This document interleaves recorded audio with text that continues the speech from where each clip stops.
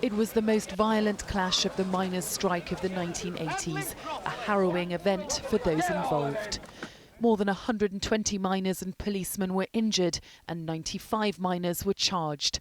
For years it's been claimed officers assaulted miners, perverted the course of justice and committed perjury. But today the Independent Police Complaints Commission announced it will not investigate what really happened that day. Miners today gave their reaction, but for some the memory was just too painful. My name's Arthur Critchlow. I was arrested at Orgreave. I suffered a fractured skull. For many, it's an experience they'll never recover from. And we all got chased through this field. You always had that idea in your head, is if you don't run, they'll not hit you. But they did. And the thing that stands out in my mind is that grown man in his 50s, as I am now, standing in that field with his hands on his head, stood stock still, and he peed his son with fear.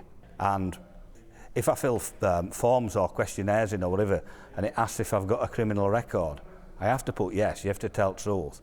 And I put obstruction, but then I put in brackets minor strike 1984.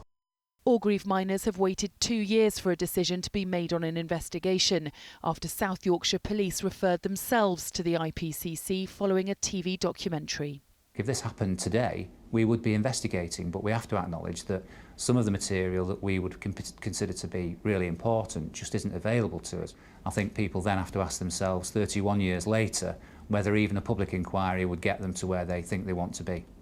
Veteran miners today said this report suggests criminal acts expire with retirement and welcomed Shadow Home Secretary Yvette Cooper's call for a full public inquiry.